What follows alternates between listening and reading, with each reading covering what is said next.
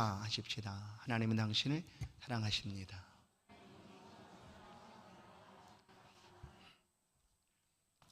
예수의 옷을 만진 여인이라는 제목으로 말씀을 함께 나누겠습니다. 예수님께서 갈릴리에서 게네사렛 대가벌리 온 지역으로 가셨습니다. 아주 급하게 밤바다를 지나 제자들을 재촉하여 가셨습니다.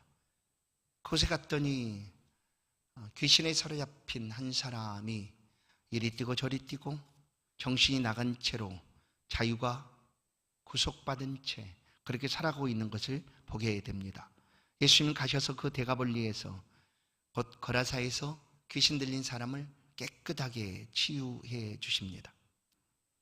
그 한 영혼을 치유하기 위해서 2,000마리나 되는 돼지떼를 몰살시키시고 그 한 영혼을 온전하게 돌아오게 하셨습니다. 그 일 있고 나서 동네 사람들은 예수님을 향하여 떠나십시오 제발 우리는 감당할 수 없으니 우리 마을에서 좀 떠나십시오 하고 예수를 내어보냈습니다. 그러나 예수님은 그 일이 아닐지라도 이제 즉시 다시 갈릴리로 돌아오셨습니다. 아주 급하게 거라사에 간 이유는 바로 그 귀신에 의하여 억압받고 자유가 빼앗긴 채 살아가던 한 사람의 영혼을 회복시키시기 위하여 그렇게 떠나셨다가 이제 그를 깨끗이 회복시키신 후에 다시금 갈릴리로 오셨습니다. 갈릴리에서 예수님이 바닷가에 거느시는 그 때에 회당장 야이로라는 사람이 예수님을 찾아옵니다. 예수님께 찾아와서 간청합니다. 예수님, 내 딸이 지금 죽게 되었습니다. 그러니 좀 와서 고쳐주십시오. 구원받아 살게 해주십시오라고 예수님께 야이로가 청합니다. 예수님께서는 요한복음 11장을 보면 예수님이 아주 친하게 가까이 지냈던 베다니의 3남매가 있었습니다. 마르다, 마리아, 그리고 나사로. 예수님이 예루살렘에 있을 때 그 베다니에서 이 나사로가 병들어 죽게 되었음을 알고 누이가 예수님을 청합니다. 그러나 예수님은 죽게 되었다는 소식을 듣고도 그곳으로 옮기지를 않으셨습니다. 나사로가 죽었다는 이야기를 다시 듣고 그때서야 이제 우리가 가자 하고 요대에서 베다니로 옮기셨습니다. 예수님께서 어떤 일을 행하실 때는 반드시 그 행하시고자 하시는 뜻이 분명한 뜻이 있으셨습니다. 오늘 야이로의 딸 회당장에 가서 구하자 예수님은 즉시 그 딸 고치기 위하여 회당장과 함께 길을 가게 됩니다. 예수님이 길을 가자 많은 사람들이 예수님 주변에 모여듭니다. 그야말로 큰 무리, 셀 수 없는 많은 무리가 예수님 주변으로 모여들게 됩니다.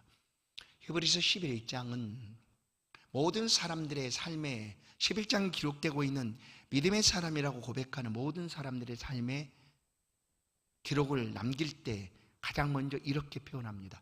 믿음으로 모세는, 믿음으로 아브라함은, 믿음으로 여호수아는, 믿음으로 라합은 하면서 믿음으로를 먼저 기록을 합니다. 오늘 우리가 본문에서 보게 될 한 여인 역시 이름 없습니다. 그러나 이 여인은 그가 행한 모든 것들이 믿음이었다라는 사실을 오늘 우리 가운데 증거하고 있습니다. 예수님은 지금 야이로의 딸을 고치시기 위하여 그 회당장과 함께 그의 집으로 가고 있는 중이었습니다. 그 주변에 많은 사람들이 예수님 앞에 몰려왔습니다. 모여온 사람들은 각각 이유가 있었습니다. 구경하고 싶은 사람도 있었고 또 바리새인과 서기관들의 무리처럼 예수님을 주목하여 보기 위하여 가까이서 예수님을 보기 위해서 찾아왔던 그런 사람들도 있었습니다. 뭘 잘못하는가 한마디로 꼬투리를 잡아서 올무에 걸리게 하기 위하여 가까이 있던 사람들도 있었습니다. 또 어떤 사람들은 혹시 하는 마음으로 오늘 무슨 기적을 우리 가운데 보여줄까 하는 그런 마음으로 예수를 가까이 따르고 있었던 사람들도 있었습니다. 또 어떤 사람은 야 예수님이 옷이라도 한번 만져보지 하는 그런 마음으로. 성도 여러분, 우리의 믿음은 어느 쪽입니까? 여러분은 왜 예수 그리스도를 따릅니까?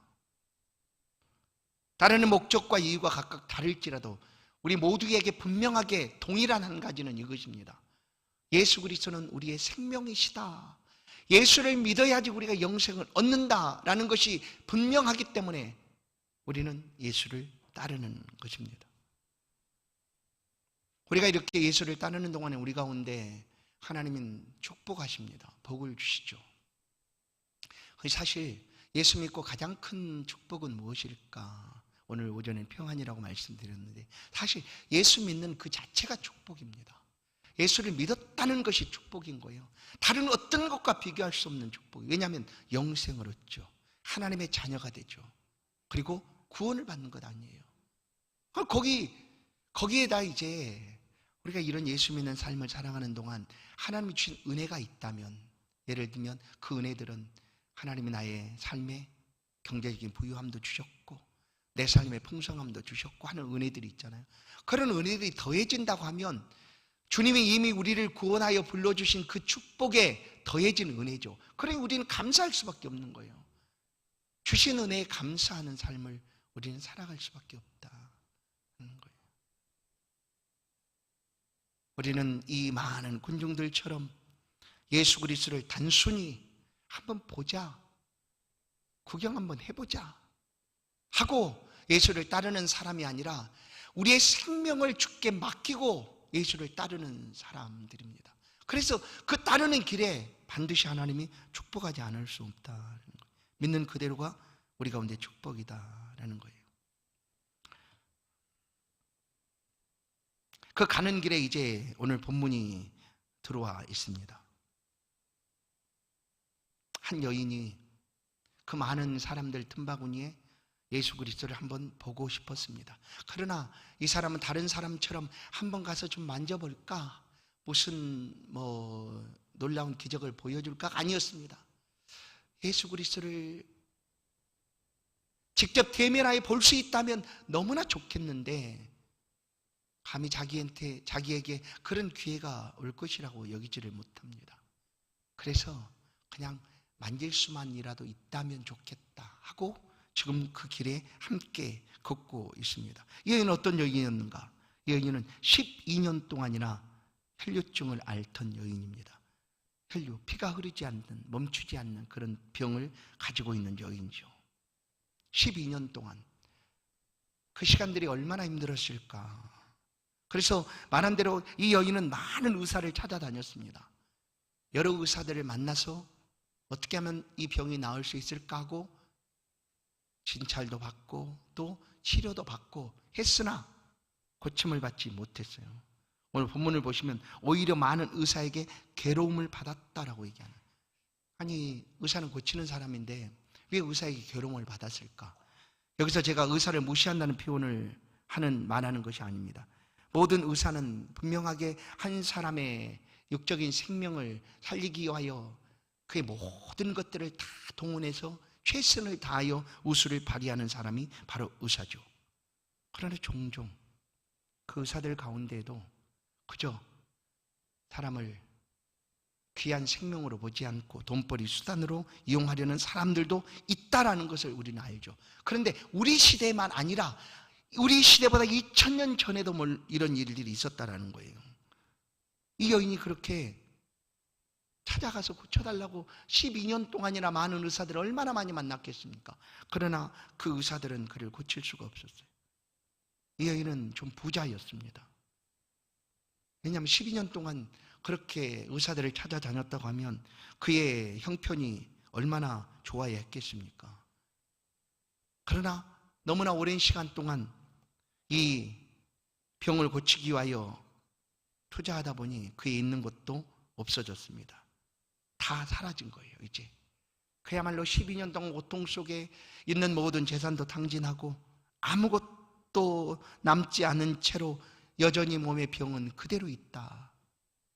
오늘 26절 하반절을 보면 이 말씀이 더 가슴을 아프게 합니다. 26절 하반절을 보시면 허비하였으되 가진 것 다 합의하였을 때 아무 효염이 없고 도리어 더 중하여졌던 차에, 아니 조금이라도 좀 차도가 있든지 고침을 받든지 해야 되는데 오히려 시간이 더 오래돼 가지고 오히려 더 힘들어지게 됐다. 이 혈류증이 점점 더 심하게 되었다.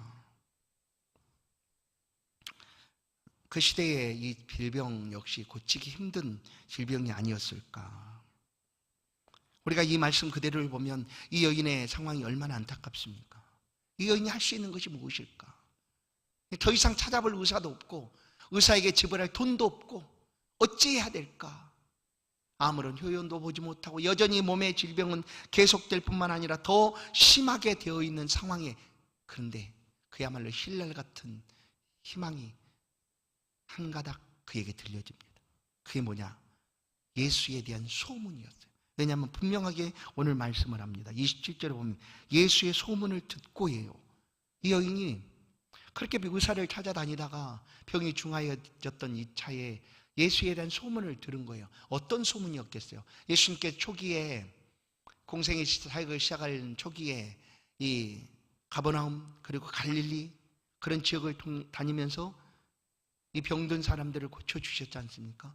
귀신을 내어쫓고 병든 사람을 고쳐주고 그리고 하늘나라의 말씀을 들려주고 하는 소문이 이 여인에게도 들렸습니다. 들렸어요. 그것이 이 여인에게 너무나 좋은, 그야말로 그 어떤 것과 의사를 찾아다니면서 고통받았던 그것과 비교할 수 없는 그런 좋은 소식이 되었어요. 그래서 이 여인이 예수의 소문을 듣고 그냥 소문 붙잡고 온 거예요. 여러분, 예수 앞에는요 그냥 친구 따라서 한번 와봐도 그것이 은혜입니다. 소문을 듣고 와도 은혜예요.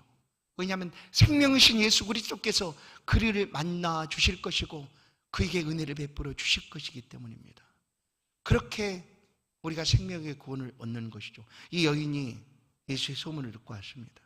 그런데 와보니 도저히 예수 앞으로 갈 엄두가 나지 않습니다. 왜냐하면 이미 갈릴리 모든 지역에 예수에 대한 소문이 퍼졌고 예수님이 오셨다는 얘기를 듣고 많은 무리가 예수 주변에 함께 있었기 때문입니다.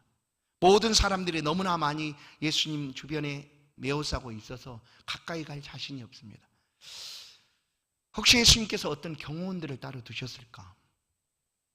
요즘 정치인들이 하도 뭐 정치적인 테러도 하고 하니까 경호원들을 따로 두지 않습니까? 예수님도 그렇게 하셨을까? 아니었어요. 그러나 예수님 주변에는 12제자들이 늘 같이 있었습니다. 어느 순간 부모가 아이들을 데리고 예수님께 안수하여 기도하고 싶어서 받고 싶어서 왔을 때 이 제자들이 예수님 바쁘다, 어른들 대하기도 힘든데 이 어린아이까지 안 대하고 내어쫓는 모습을 예수님 보시고 어린아이들이 내게 오는 것을 금하지 말아라 하고 제자들을 야단한 적이 있어요. 이 제자들의 역할은 예수님 앞에 아무도 못 오게 하는 게 역할이 아니었어요. 그냥 예수님과 함께 다니면서 복음을 전하는 일이었죠. 그러니까 예수님 주변에는 누가 막는 사람이 없었다는 거예요. 그런데도 워낙 많은 사람들이 예수님 주변에 몰려들어 있었기 때문에 이 여인이 그 자리에 갈 수가 없어요. 그런데 여러분 잘 보세요. 성경 속에서 이 여인과 같은 그런 상황을 만난 사람들이 참 많아요. 그런데 그들은 모두 다 예수를 만났어요. 어떻게 만났는가? 예수를 만나는 것이 목적이에요. 일단 예수를 만나러 왔다, 예수를 믿으러 왔다. 저 사람 꼴 보기 싫어. 교회가 왜 이래? 저 사람 하는 행동이 저 모양이야. 말을 또 저렇게 하지 하고 그냥 돌아서면 예수 만날 기회도 놓쳐버리고 많은 거예요. 그런 것들이 있다 할지라도 예수 만나는 것이 중요하다고 여긴다면 무슨 일이 있어도 예수를 만나야 되는 거죠. 만나야 돼요. 철회하면서 기도하든지 식음을 전폐하고 금식하면서 만나든지 예수를 만나는 것이 우리 가운데 너무나 중요한 일이라면 예수를 만나야 돼요. 다른 것 때문에 핑계대고 이것 때문에 안 됩니다, 저것 때문에 안 됩니다 하고 돌아서는 안 된다는 거예요. 그래서 성경에서 예수를 만나기 위해서 왔던 사람들은 예수 만나는 게 목적이에요. 그래서 다른 사람들이 자신들을 뭐라고 하든지 그에 별로 개의치하지 않아요. 소경 디메오의 아들 바디메오는 어떻습니까? 고래고래 소리 지릅니다. 소리 질러요. 다윗의 자손 예수여. 야, 좀 조용히 해라. 귀가 먹었냐? 예수님이. 무슨 소리예요? 이 사람 소경이에요.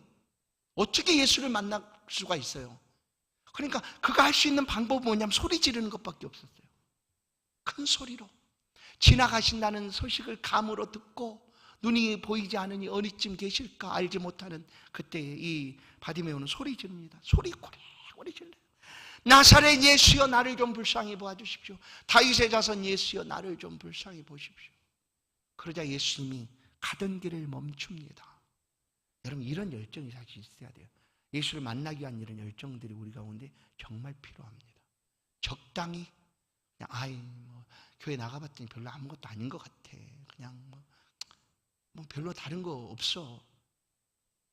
이래서는 안 돼요. 생명이신 주님을 만나기 위해서 우리의 방법을 가지고 예수님 앞에 나아가야 된다는 거예요. 바디메오는 그렇게 했어요. 삭개오는 어떻게 했을까요?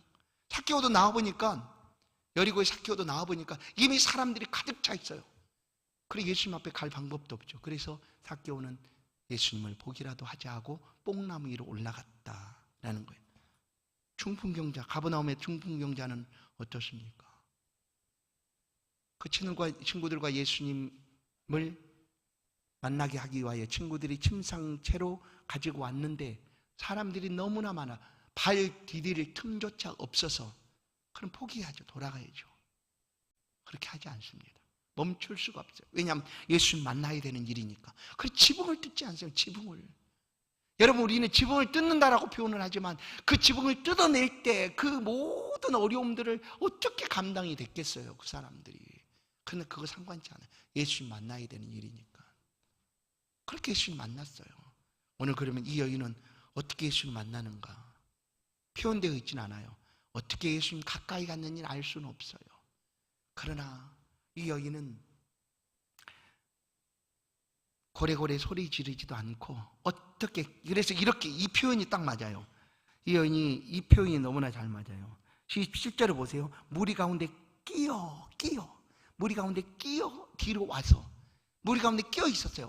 몸도 이렇게 마음대로 할 수 없는 그런 막 끼어가지고 이제 겨우 예수님 가까이 가서 예수님 뒤에 이제 손 닿을 만한 거리에 있는 거예요. 여인이 지금 그렇게 있어요. 혹시 자신이 손을 대면 누가 될까?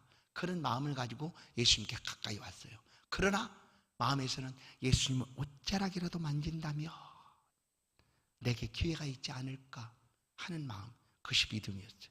이 여인이 그렇게 예수님 앞에 가까이 나옵니다. 그런데 그 여인이 그런 마음을 가지고 이제 손 닿을 듯한 예수님 가까이 거리 왔을 때 손을 틈바구니에 끼어갖고 손을 뻗어서 그냥 예수님 손을 한번, 옷을 한번 터치한 거예요. 근데 예수님 가다가 발걸음을 딱 멈추셨어요. 이건 여담이기도 하지만 이게 궁예 있잖아요. 누가 기침을 하였는가 이렇게 하는 거죠. 관심법으로 다 안다는 그 사람, 궁예가 그렇게 얘기했다는 거예요. 누가 기침을 하였는가 이렇게. 예수님이 가다가 누가 내 옷장을 만졌느냐 하고 길을 가다 멈춘 거예요.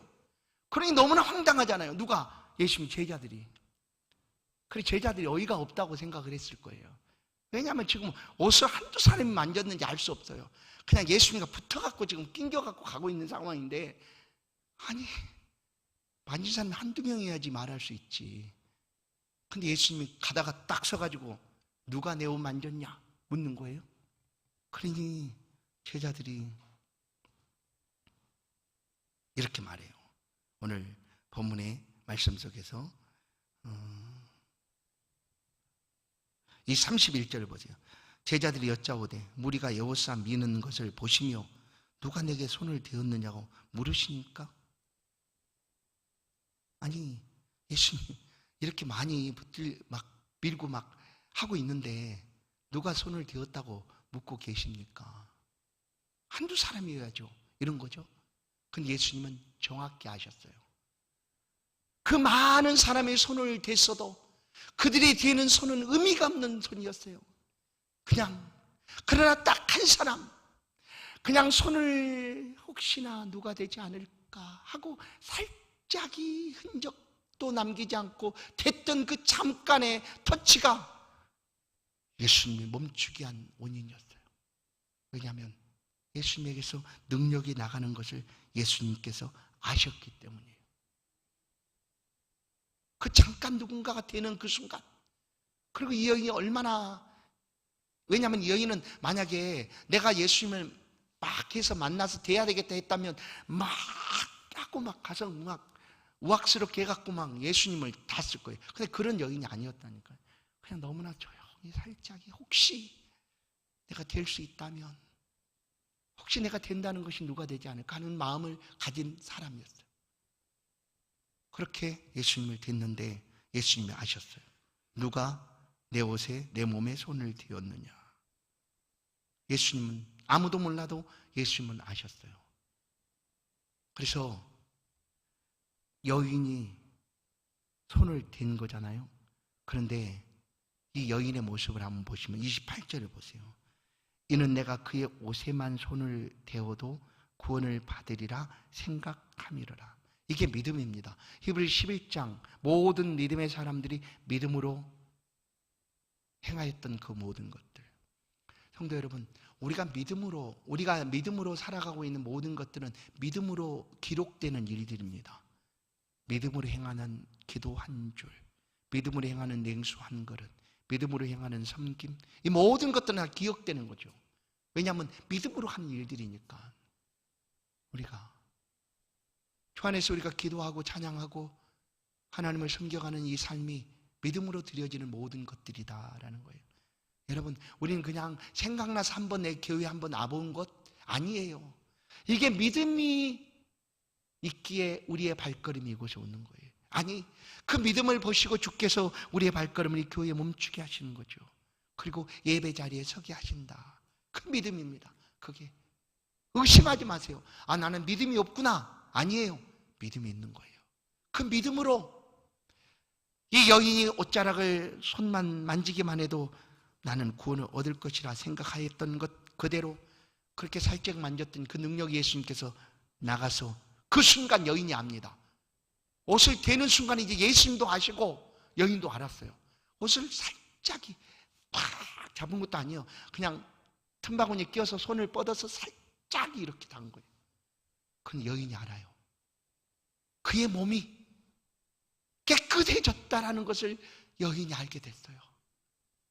왜냐하면 주님께서 이미 주님으로부터 능력이 임하여 믿음으로 행한 그 여인의 몸에 능력이 나타나게 된 거예요. 그래서 그때까지 흐르던 그 혈류가 멈추게 되었다라는 거예요. 멈추게 되었어요. 자, 보세요. 29절.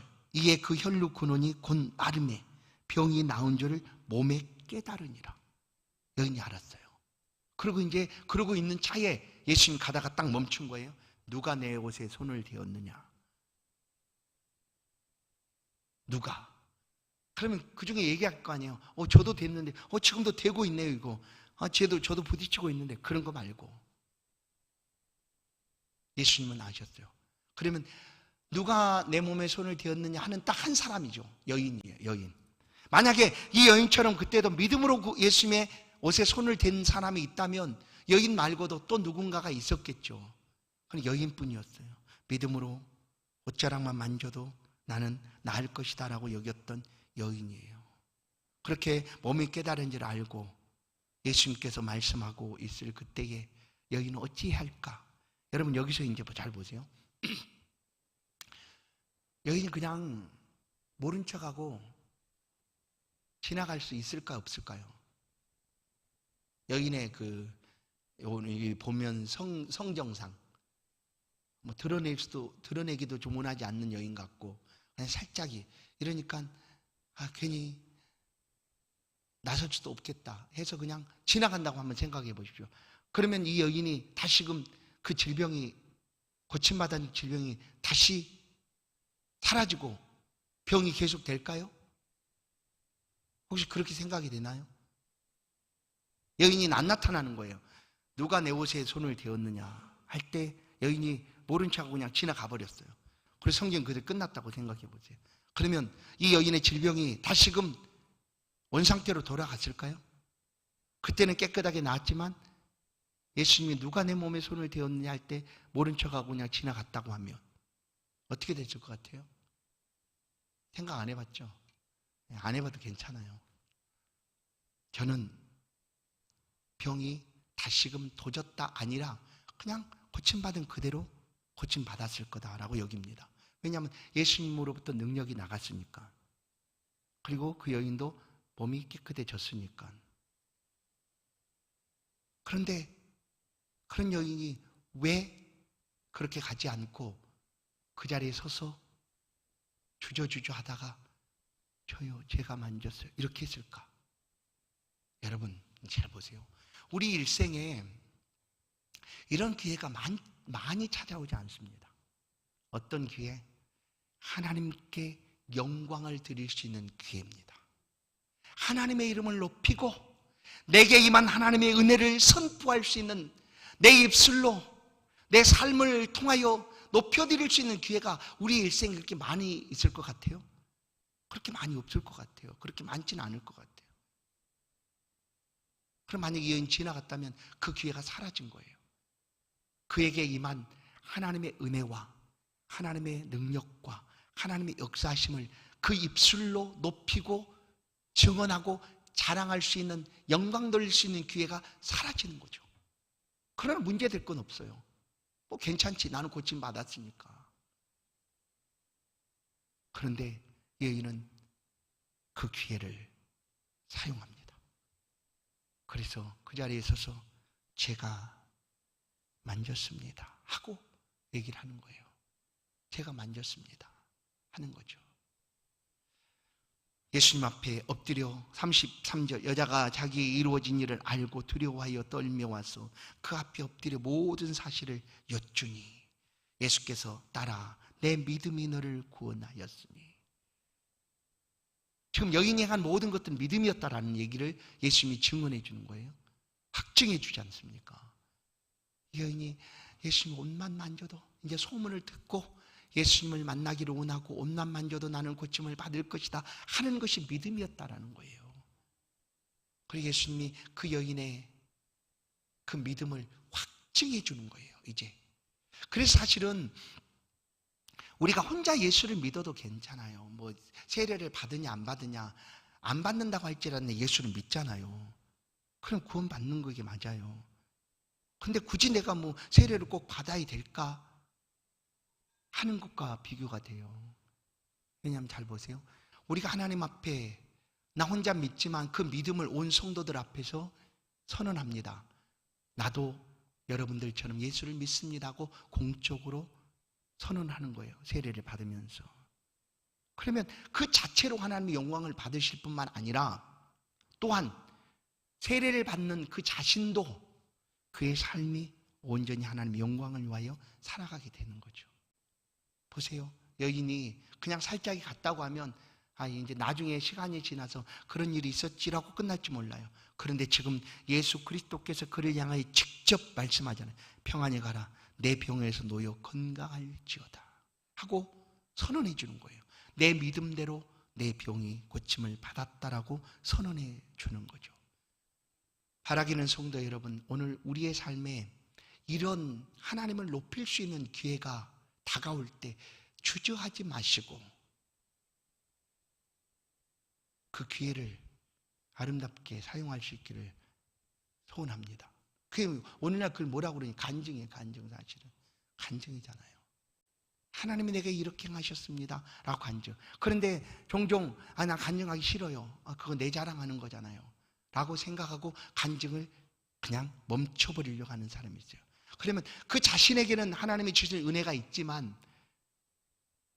다른 사람에게 하나님이 지금도 이처럼 역사하고 계시는구나, 하나님이 은혜를 지금도 베풀고 계시는구나 하는 그 모든 하나님의 능력을 함께 나눌 수 있는 기회를 그가 차단하는 거예요. 사실은 아주 나는 겸손하게 나는 그냥 나 혼자 받은 은혜가 족하지, 괜찮아 라고 한다고 하면 그렇다라는 거예요. 그래서 간증할 수 있다고 하면 간증하세요. 얼마든지. 그 간증이라는 게 내 자랑하겠다는 게 아니지 않습니까? 우리 가운데 이 여인처럼 받은 은혜에 대해서 이 여인이 엎드려서 간증하는 거거든요. 예수님 앞에 내가 만졌어요. 그랬더니 내게 능력이 와서 지금 내가 병이 고침 받았어요 라고 입술로 고백하며 간증할 때 하나님이 영광을 받으신다라는 거예요. 성도 여러분, 우리 신앙생활에서 이거 참 중요합니다. 사실은 정말 중요한 일이에요. 근데 우리는 그것을 드러내기를 별로 원하지 않아요. 저 춘천의 한사랑교회인가, 그 교회는 간증을 아주 중요하게 하는, 여기고 간증의 삶을 살려고 애를 쓰는 교회예요.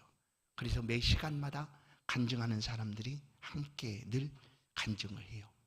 물론 그것이 너무나 이제 또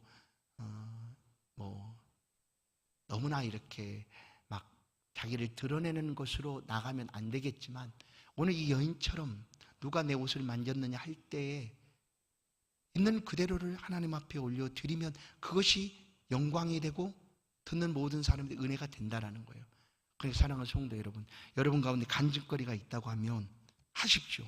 주저하지 마시고 즉시 하십시오. 이미 예약해 놓으신 분이 한 분 계세요. 우리 김종원 집사님 맞죠? 네, 하실 거예요. 근데 이게 이제 제가 언제 하는 게 좋을까? 금요일 날 저녁에 하는 게 좋을까? 아니면 이런 주일 날 저녁에 한번 하는 게 좋을까 생각하고 있어요. 내가 보니까 주일 날 저녁에 하는 게 참 좋을 것 같아요. 그러니까 다음 주는 우리가 헌신 예배니까 그 다음 주에 한번 6월 중으로 한번 하십시다. 괜찮습니까? 네, 괜찮대요. 네. 저는 이 들은 은혜가 있어서 알고 있지만 여러분 모르잖아요. 듣고 싶죠? 하나님께 영광 돌리고 싶잖아요. 네, 한번 이제 하실 거예요. 그때 같이 저 사람 대단하다 이게 아니에요. 하나님이 우리 집사님을 통하여, 우리를 통하여 하나님이 일하고 계시는구나 하는 것을 지금 이 자리에서 역사하고 계시는 하나님의 은혜를 함께 경험하고 느끼고 나누는 게 간증이에요. 여러분의 삶에서 이런 간증이 있기를 간절히 축원합니다. 이 여기는 모든 것이 믿음이었다라는 것을 예수님이 증거를 해줍니다. 보세요. 예수의 소문을 들을 때 그것이 믿음이었어요. 요한복음 10장 17절은 그러므로 믿음은 들음에서 나며 들음은 그리스도의 말씀으로 말미암았느니라. 우리가 예수를 듣는다라는 것이 믿음이에요. 믿음의 시작이죠. 그렇게 우리 안에 믿음이 생겨져 가게 됩니다. 그리고 믿음의 사람으로 자라가게 됩니다. 그러기에 여기는 28절 내가 그의 온세만 손을 대어도 구원을 받으리라. 역시 이것도 믿음이었다라는 거예요. 성도 여러분, 우리가 예수를 따르는 목적이나 또한 각각 모든 사람이 동일하지 않고 다른 것들이 분명히 있다 할지라도 분명하게 한 가지, 동일한 한 가지는 예수님 우리의 생명이시고 예수를 믿을 때, 예수를 따를 때 구원의 은혜와 영생을 우리가 얻게 된다는 것은 모든 사람들에게 동일합니다. 이 믿음을 가지고 우리가 하나님을 섬겨갑니다. 성도 여러분의 삶에 이 여인처럼 믿음으로 행하는 그 모든 일에 간증거리가 생겨나기를 주님을 간절히 축원합니다. 그래서 베풀어 준 그 은혜를 함께 나누고 지금도 역사하고 계시는 하나님의 은혜를 함께 누리는 우리 만일교회 모든 성도들 되기를 간절히 소원합니다. 하나님, 이 저녁 우리가 믿음으로 주 앞에 섭니다. 하나님 은혜의 말씀 앞에 우리가 믿음으로 섭니다. 주여 우리의 모든 마음들, 우리의 생각들, 우리의 모든 것들을 주관하여 주사 하나님 앞에 믿음의 삶을 살아갈 수 있도록, 믿음의 행위를 가지고 나아갈 수 있도록 도와주옵소서. 우리 참 믿음도 부족하고 연약합니다. 그래도 주님이 우리를 사랑하여 주시고 우리에게 베풀어 주신 은혜를 기대하며 사모하며 주 앞에 나왔사오니 주 앞에 있는 모든 백성들의 마음과 심령 속에 은혜에 허락하여 주사 우리가 살아가는 날 동안 하나님의 은혜가 우리 가운데 언제나 머물게 하시고 그 베풀어 주신 은혜를 자랑하고 증거하고 나누고 함께 증거하며 살아가는 우리 모든 성도들 될 수 있도록 은혜 베풀어 주옵소서. 한 주간의 삶에도 주의 백성들의 발걸음을 눈동자처럼 지켜주시고 우리 가운데 주의 명철함을 더하여 주사 지금부터라도 하나님이 행하시는 그 놀라운 역사들을 소망하며 구할 때 은혜 베풀어 주옵소서. 우리 나가는 길에 형통함과 은총을 허락하여 주옵소서. 예수 그리스도의 이름으로 기도하옵나이다. 아멘.